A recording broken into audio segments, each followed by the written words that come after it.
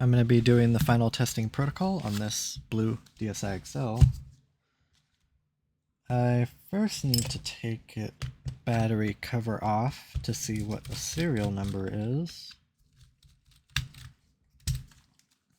I keep notes on these consoles with a file on my computer based on the shell serial number as well as the motherboard serial number, which I'll get to in a minute. So this is a blue WW442114808. This guy right here. According to my motherboard records, no known issues. Okay. I do have another sheet of paper here. D-pad up and down not working. I feel like I did fix that on this console. I don't know why I didn't check it off. Check game card slot. Difficult to read games. Okay. And then new digitizer. So what I'm first going to do is open up the console to confirm that the motherboard matches my records. Just the serial number that's on it. And then there's one other thing I want to do in there. It's kind of a last visual inspection as well, just to make sure everything looks good. Since I was having problems with the game card slot, I'll keep this console apart. I'll just put these screws up here so they're not in my way.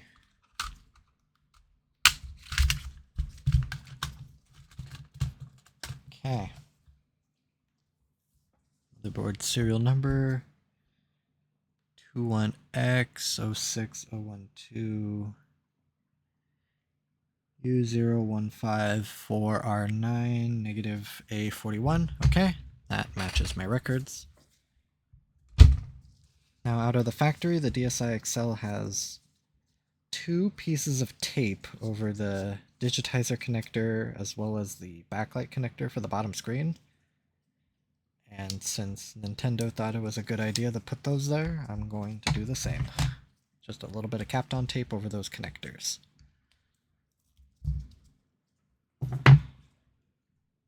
Now if the game card slot's bad enough, I'll have to replace the motherboard, which would be a bit of a shame, but we'll just see.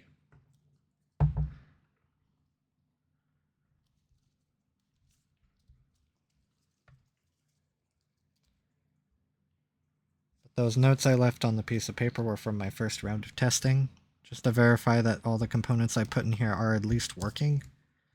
And then any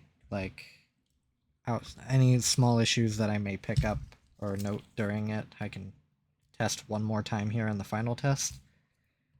And if they fail at that point, I'm going to have to look through, do repairs, basically just putting this motherboard aside to repair later. I have plenty of good motherboards. And then right there, I just put the rest of my Kapton tape over the microphone plug. Doesn't really matter, but just to kind of get rid of it. I did kind of want to look at this game card slot real quick. It looks fine, so that will be a point that I'll test here.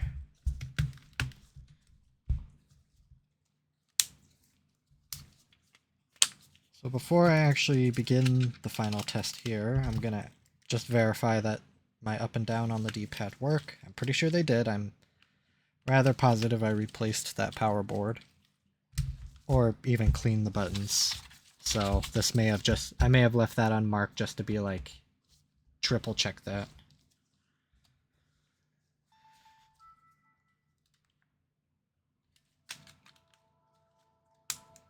So I'm going to run a program on an R4 card. It'll be a little easier than me trying to navigate through the menu. Oh, wow.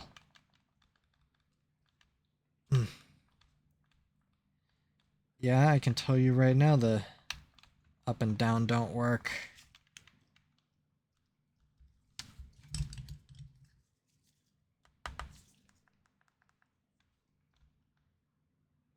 Oh, and the R4 card froze.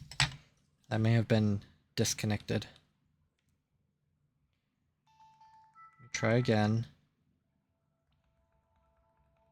Yeah, I'm pressing up and...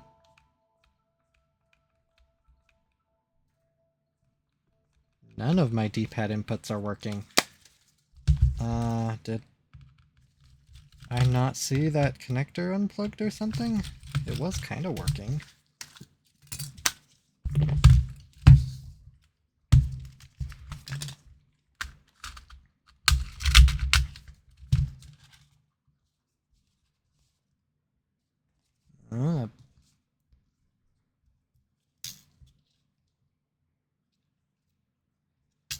Very strange.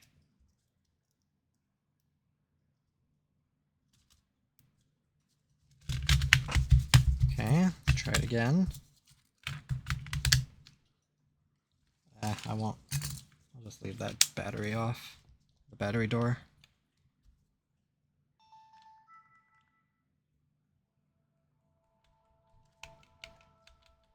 I'm getting no D inputs. Like, at all. Oh, unless I press really hard. Even then, like I'm pressing L a bunch of times, it's not working. Well, unfortunately for these buttons, I haven't attempted to replace them. You can buy the replacement buttons themselves. I've never tried it. It looks like it would be kind of a pain. You can still buy these power boards, which I think is just far easier than trying to replace the buttons themselves.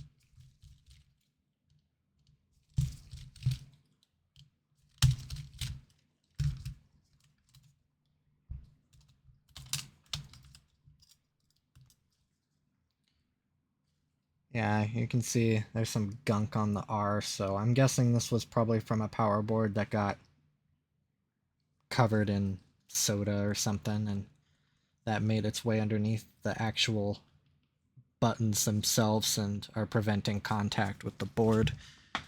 Thankfully, I have spares. A lot of spares.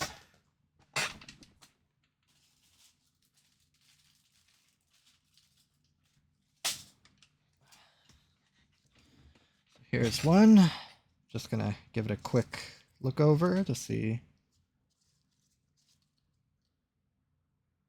And I don't see anything wrong with this board, so...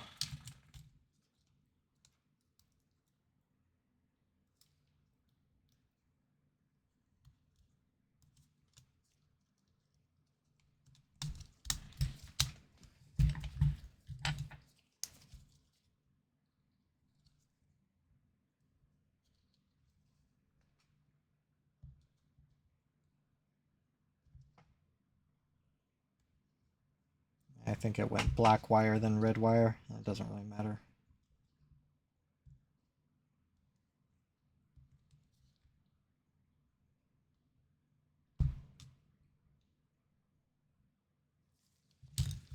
Okay, I'll just put a couple screws in just to hold it in while I press the button, so I'm not pushing the buttons out of the shell.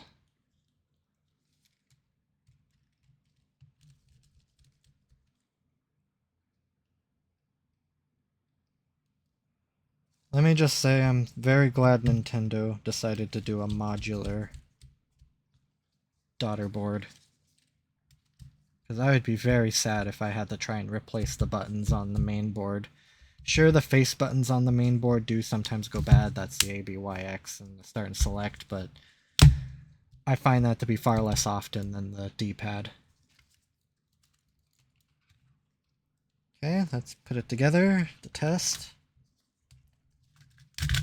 Now I'll actually go into my diagnosing software to see if the D-pad works. I don't see why it wouldn't. I'm guessing what I probably did is I tried cleaning those buttons, but that obviously didn't do anything. But it was worth a shot. And yeah, I'm able to navigate these menus really easily.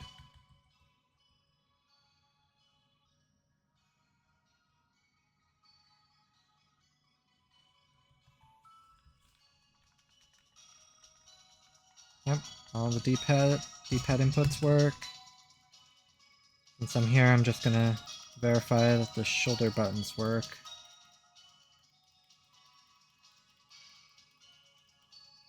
They tend to be the ones that go bad.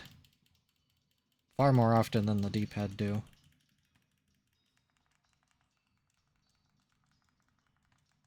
I feel like those buttons are a little more exposed. Okay, all the buttons work fine, so as far as this sheet goes, I can just do replaced.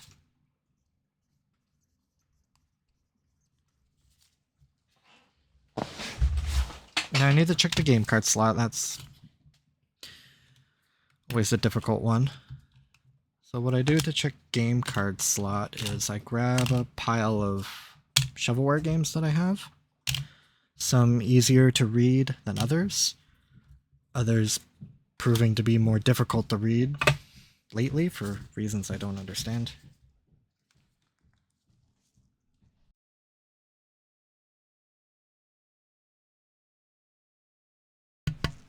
Move my R4.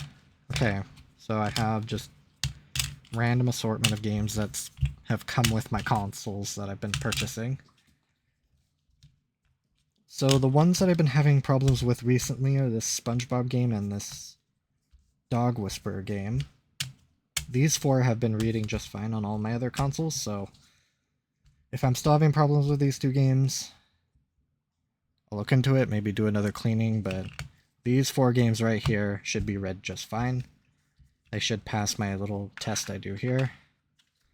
So I'll insert the game. Then what I'll do is I'll put a little bit of pressure on it and then shift the game card side to side. Basically looking to see if the game disappears from the menu. Bejeweled 3, it does not.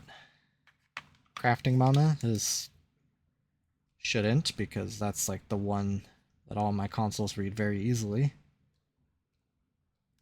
Okay. Let's Go Diego Go game.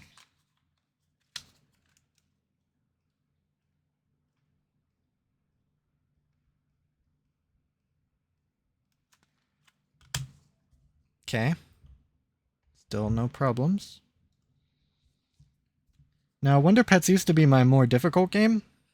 I think just after many consoles I've put through the final test, it's finally gotten the pins clean enough to where it's become a more easier game for my consoles to read.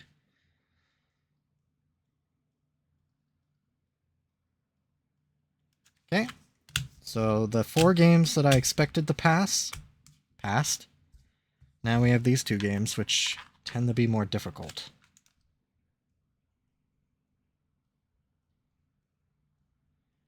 Dog Whisperer. I think Dog Whisperer has been getting better. SpongeBob.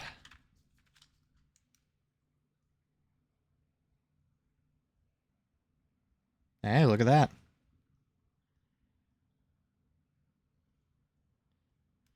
Yeah, okay, cool.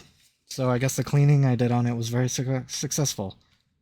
So why I shift the cards back and forth, I'll just kind of simulate it. I just kind of, you can, like, you'll feel it. It's a little hard to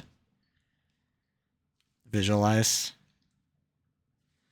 Oh, I took a picture.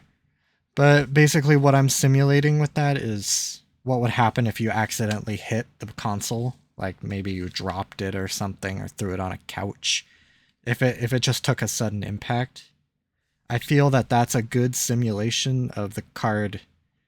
If the game card slot was dirty or the game card was having an issue, the game card would disappear from the menu. And if that happened while you're playing it, either the console would freeze or just shut off. Now, that's doesn't mean it's a good substitution for just hitting the back of the console, but which I can do once I put the battery door back on. But when I'm starting to do that, I'm reaching into the realm of rather extreme tests.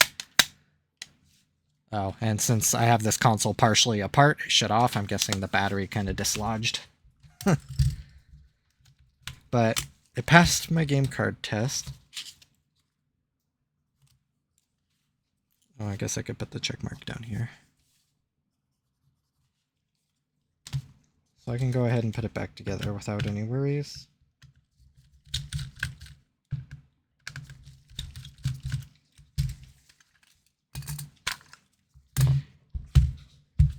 need to be careful not to mix this battery. That was a battery from another console.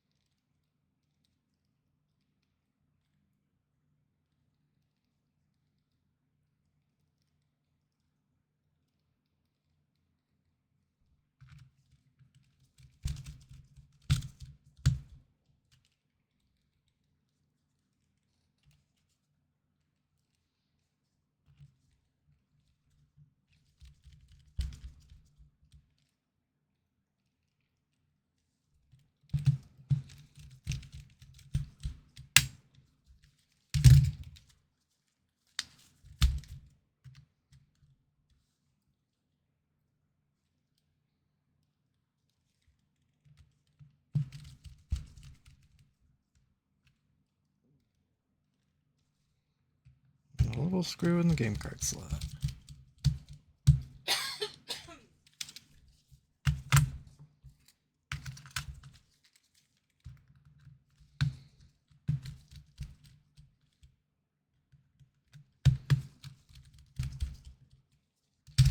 Okay, now I can actually go ahead and do my write proper testing here. Grab my information here on the top. Blue, shell serial number, WW442114808. I put them in parentheses just to sort of signify that the serial number can only be found in the battery bay because the sticker on the back is missing. Software version, I don't know that. Motherboard serial number. Let me grab my document here. Okay. 21X06012 U015 4R9 -A41. Battery life 4 hours and 40 minutes. That's very good. Now I can go through my list of tests. I'll grab my R4. And this as well. Alright.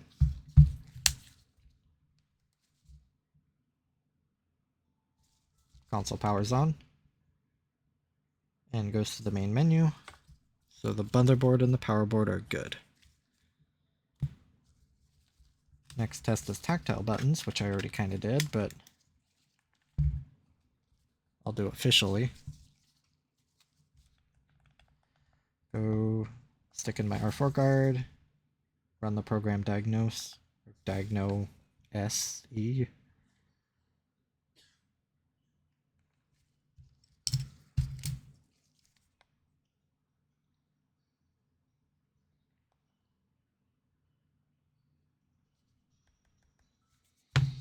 Press each button about 5 to 10 times.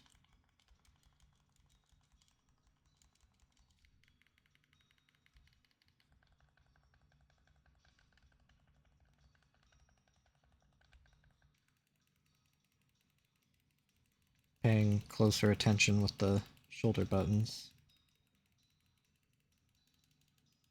Oh.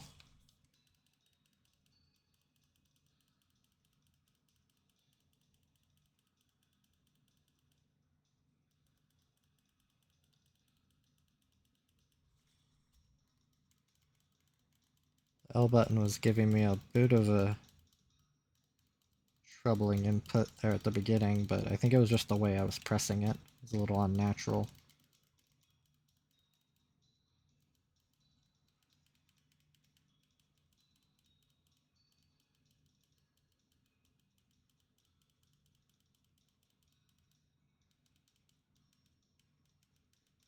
Okay, I'm not able to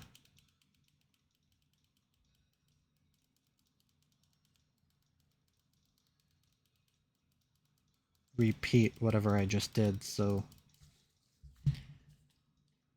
not sure what that was. It doesn't seem to be a L button problem. That may have just been me pressing it strange.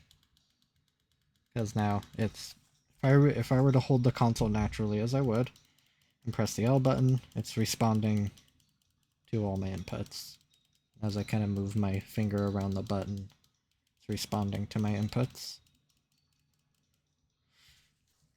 So I will say that is good. Tactile buttons. And then while I'm in here, I like to go into the microphone and just tap it. It's responding, so I already know the microphone works, but just to make sure nothing changed. I'll load this other program. Can't pronounce. Mainly because it gives me the entire bottom screen to write with. And since I usually have to factory reset these consoles, I don't want to go through the Flipnote Studio tutorial every single time I want to do this.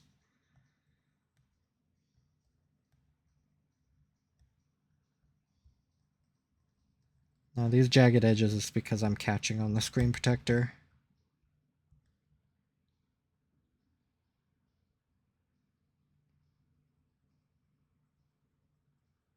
But it's seeing all of my input here, all nice round circles, no jagged artifacting, especially along the edges. I notice that's usually where those digitizers start to fail. So yeah, that's good. Have no problem there. Now speaker, microphone, and headphone jack. I'll go into DSI sounds. So I'll kind of combo this with a SD card test. La la la la. Okay, microphone works. And I know the speakers and the headphone jack work because when I run my battery test, I have to run, or the battery tester simulates gameplay as well as playing music through the speakers, and as to not drive myself insane for 4 hours and 5 minutes of a same song playing on loop, I just plug in headphones. Whether or not that actually compromises the battery test, I don't think it does. I run all these consoles the same, so based on the data I produce, they should all be consistent. Regardless, I'll just double check it here. I've heard the speakers going, so I know those are good. The SD card read. I have a song loaded up on it. I'm just going to listen to each earbud that I have right here.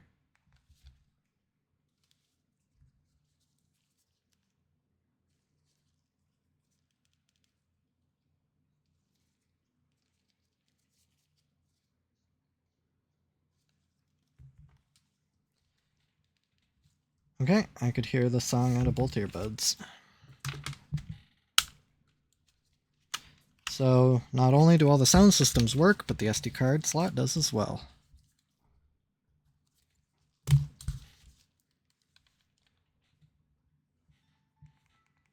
Now cameras. Thankfully, I can just press the trigger to start the cameras.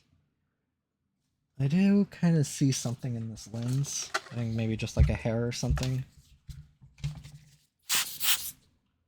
Okay, it was just a hair. I thought it would be a scratch or something, but doesn't seem to impact the quality of the camera, as low as it already is. Okay, both cameras work. Charge port.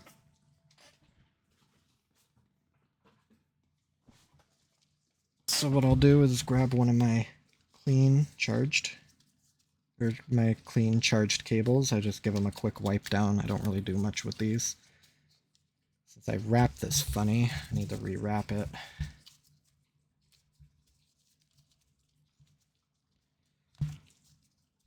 So I'll do the test on this charger off screen because I have it all bundled. So I'll show what I do here in a second.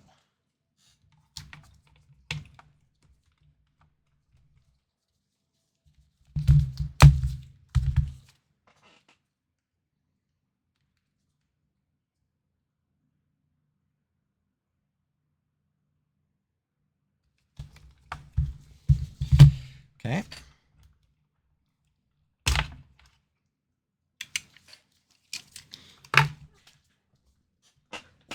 So what I did, I'll grab my loose unfurled charger that I keep around for testing like this.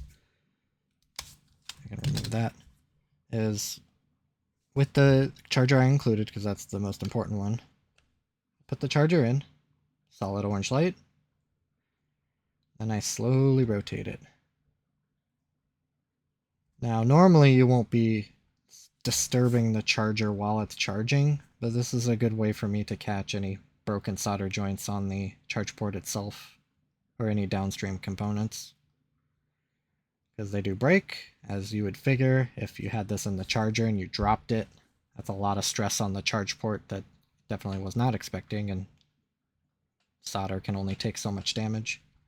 So orange charge light has stayed solid through all of my wiggling around, so that's good.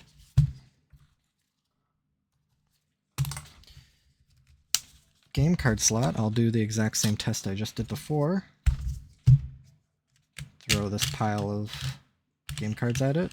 I'll do SpongeBob last again.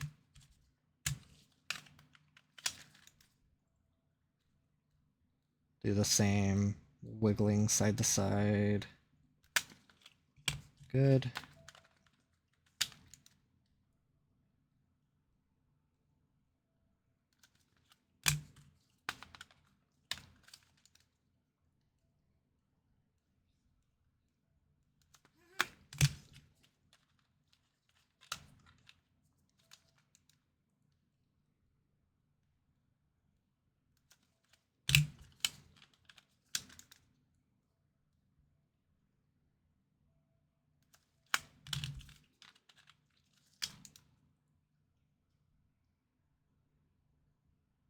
Okay, cool.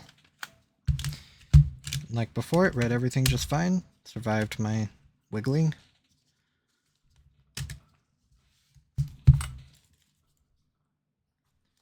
Now Wi-Fi I need to do off screen because I use my phone's hotspot to, or I use the phone's hotspot for the DS to connect to. My phone is currently my camera. I've never had a console fail the Wi-Fi, but I just include it just in case.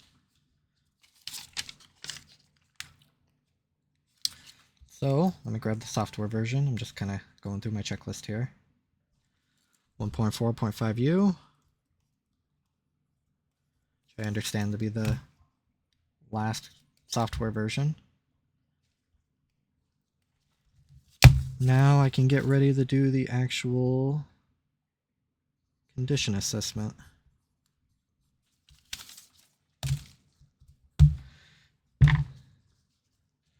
So what I'm going to do is grab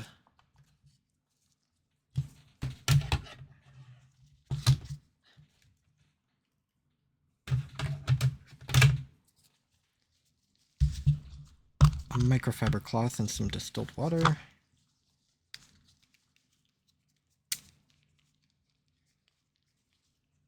Stick some of that distilled water in my microfiber cloth just to kind of dampen it.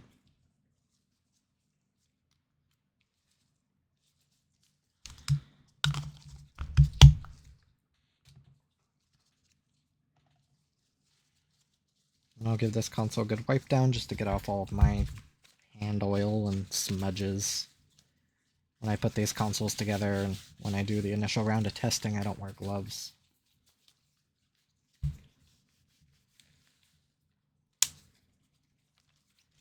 I'm unavoidably working in a rather dusty environment, so there's not really much I can do about those specks falling down. I am one step ahead, though. I didn't put on the screw covers, but I can do that here in a second.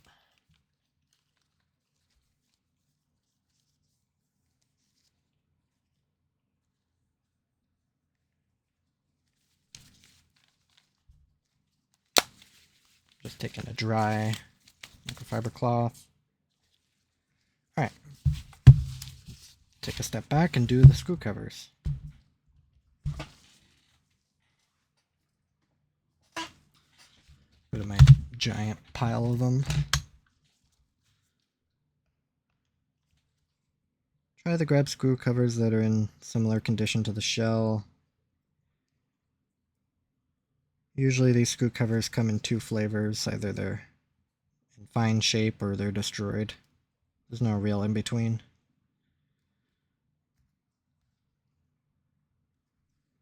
Gotten a lot better at taking these off, so most of them will survive just fine.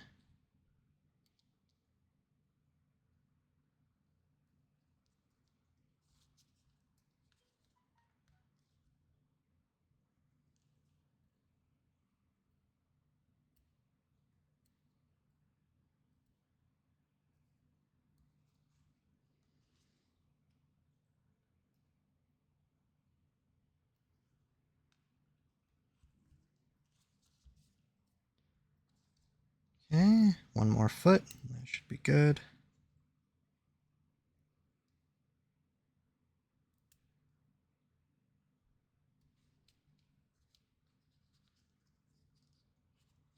Make sure none are stuck to my fingers.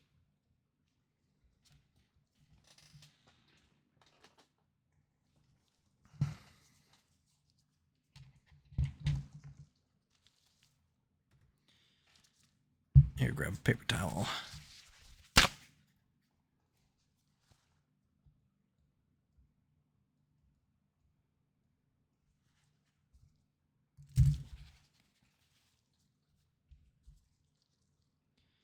Now what I'll do to stick these back on is just adding the very lightest drop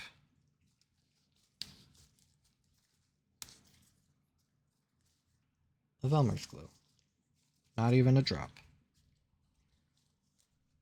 Basically, I'll just squeeze out just enough so the glue starts coming out, and then I just touch the top of these screws. Some of these screw covers still have their adhesive on them from when I removed it. A lot of the times the adhesive sticks to the screw. So I'm just going to assume that none of them have their adhesive pad anymore. This one almost got away. I think all these top screw covers still have their adhesive on it.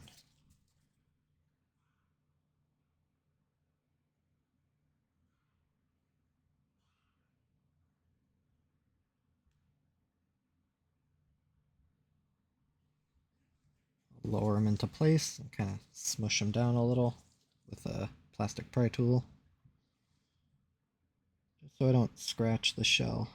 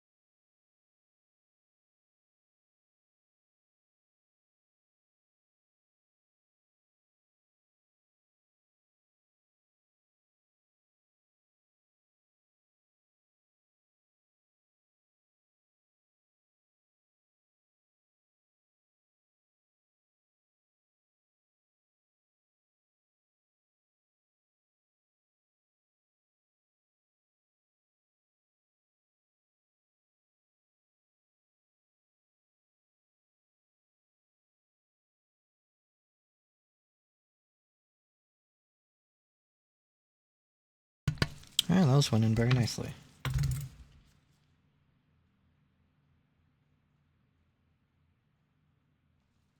Just checking to make sure none of them are sticking out. They look fine. Now I can do the back. Now the top screen screw covers, they shouldn't experience any mechanical stress. Frankly, I don't think they'll ever be touched again, unless this console needs to come back apart.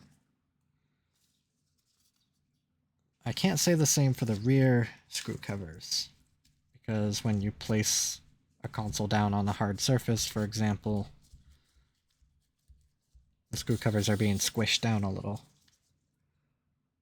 So I'll try to add a little more glue, just to help them stick down.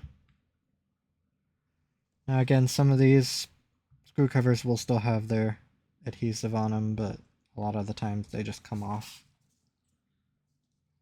with the screw, or they'll separate from the actual rubber. Just happens. And kind of the same process. Stick them into place with my tweezers and sort of encourage them into place with a plastic pry tool. Looks like I never got a stylus for this guy.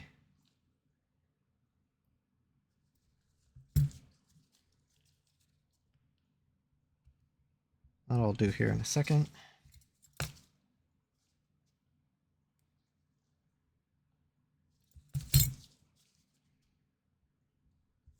Okay, check to see.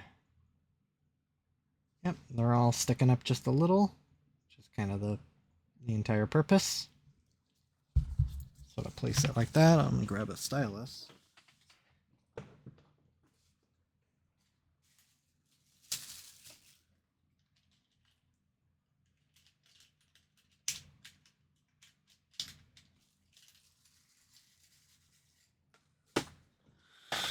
I don't see why this one won't work. A lot of the styluses I get are coming with these junk consoles. Ooh. Wonder if this is like a DS Lite stylus.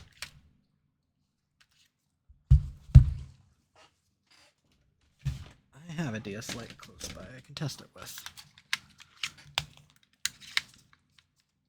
Yes, it is. Alright. Sometimes I get transient stylus. I'll put that in here.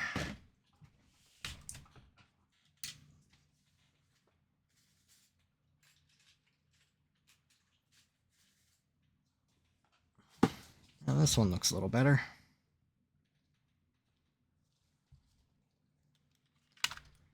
Ah, nice.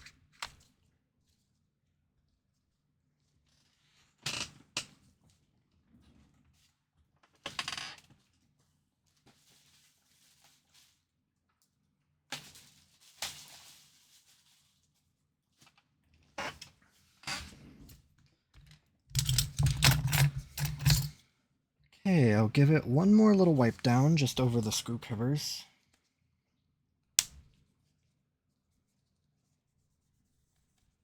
Just carefully around them, just in case there's any glue that seeped up.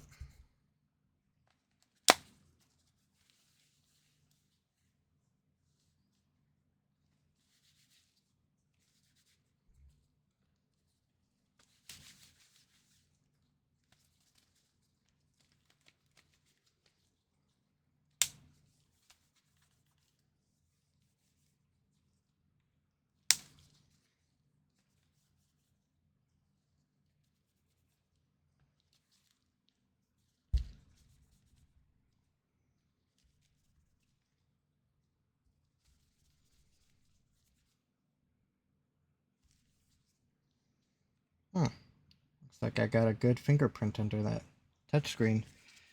Or not the touchscreen, the screen protector. That's a bit of a shame.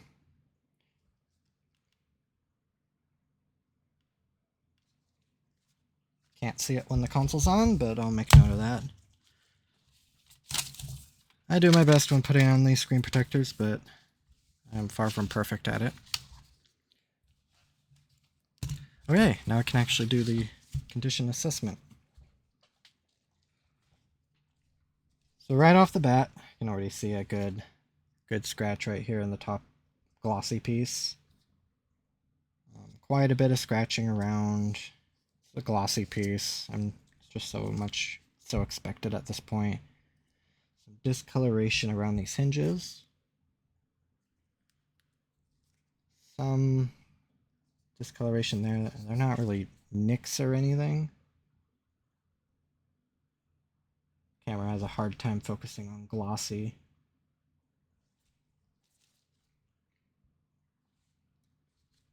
A little chewed up around this side. Especially this corner, got a good burn on it. Discoloration, marks. Scratch right there. Some more sort of damage around this shoulder button. Back's not bad. There's a scratch right there. Battery door's a little scratched up.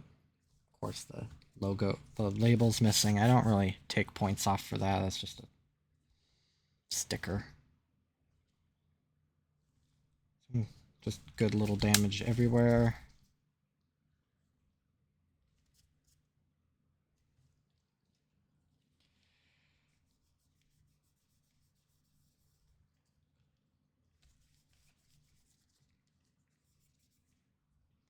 Almost looks like the dried remains of alcohol there.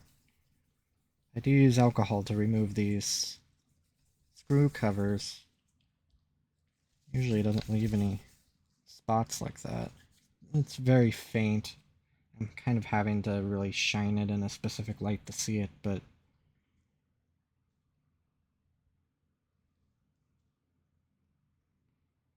there are a couple marks right here. You can kind of see them. And those are kind of, you have to kind of shine them in a light to see them. There's some very mild discoloration around the D-pad, top of it. And then I did notice that the bezel here on this bottom screen has some marks in it, and it's not really crazy. It's just got little nicks and scratches everywhere. I'll give it a good.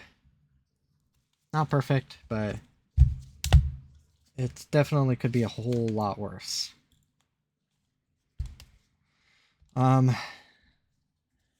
Maybe I should get a little better at verbalizing kind of what I saw, but there's just like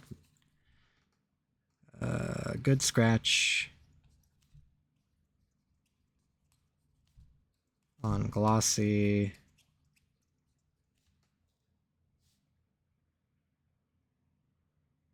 Nicks and cuts around, or nicks and marks around console. I'll do around corners.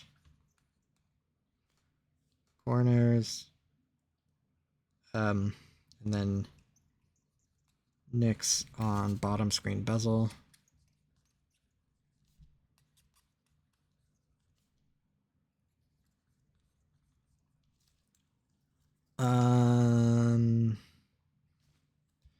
Yeah, because I'm not just gonna, it would take me way too long to just really name off every single mark at every single spot. And then mild discoloration.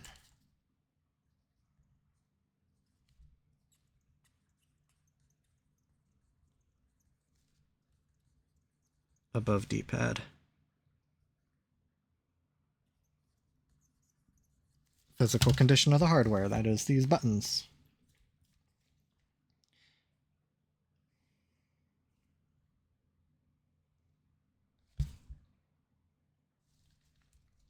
Looking at all the buttons.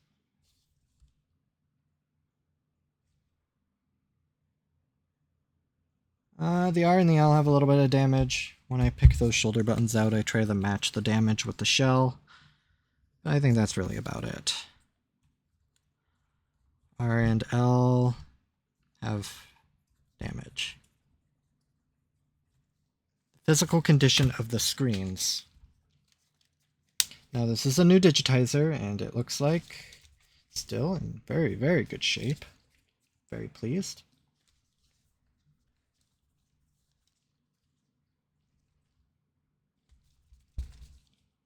Top screen, I do see one scratch. A little hard to tell. Right there. I think that just might be one scratch. It's possible that it is under that screen protector, but I don't feel it when I rub my plastic pen over it. One scratch on the top screen. It's a new digitizer. How prominent is that scratch? You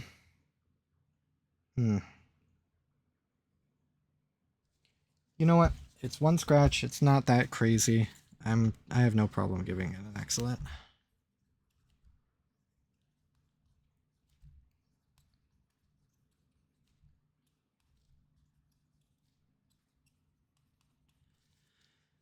Screen condition. Now, I noticed as I was flipping this console on and off, the bottom screen looks a little bluer than the top. I'm going to turn off my lights because I've kind of tended to notice that they skew my results. Get my paper towel out of the way. Yeah, I would say that still really holds true, that the bottom screen is just slightly bluer. I would almost say that the bottom screen's slightly bluer, the top screen's slightly redder. Like they've sort of gone to the opposite ends of the happy middle of color. Now, I'm looking at the screen, what my camera sees, and I can't see a difference. But I'm looking at it and I'm like, yeah, the top screen is a little redder, or rather the bottom screen's a little bluer. Whether or not they are actually going to the opposite ends of whatever that perfect happy median is, I don't know. This is all very subjective since I have no objective way of measuring these. What I can say is, since I noticed the bottom screen is bluer,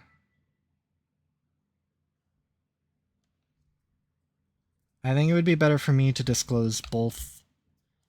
But again, yeah, there is a difference. But when it comes to things like these, unless you're very sensitive to these differences, these extremely minor differences, in my opinion, you're not going to notice these once you start playing a game. So, because I noticed two color variations different from what I would consider a standard, I'll give it a good. Top screen slightly red.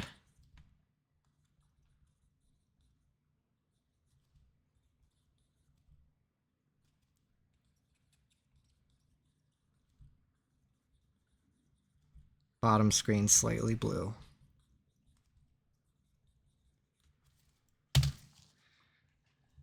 And let me tell you, there's no end to the frustration I have when it comes to trying to match these screens.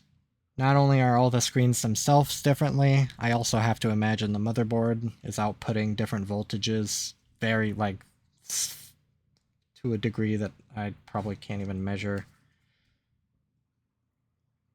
But I'm looking at this, what my camera sees. I don't see a difference between these two screens. Like, I'm looking at it, I'm like, man, those look good, but I can tell you right now, it's just something you'll have to take my word for. The top screen is, like, just a little red. The bottom screen is a little blue. So, it is really up to you whether or not you see that as a problem.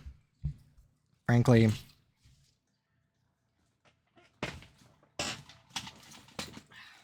let me grab my personal DS.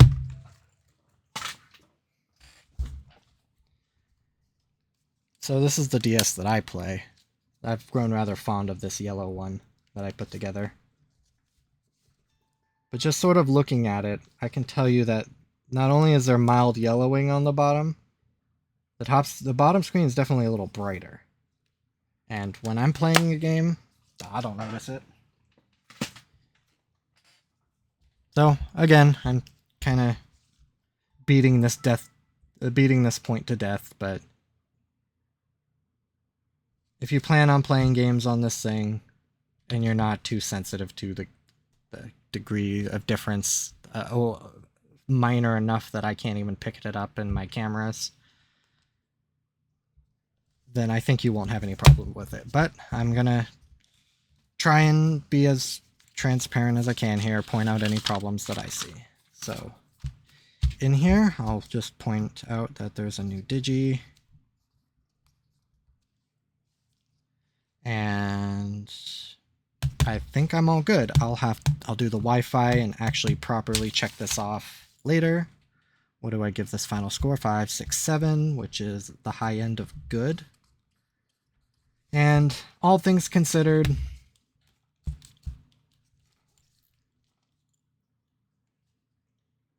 yeah, I really wish it was very good, but the differences in these screens are enough that I don't think I could, in good conscience, not give it a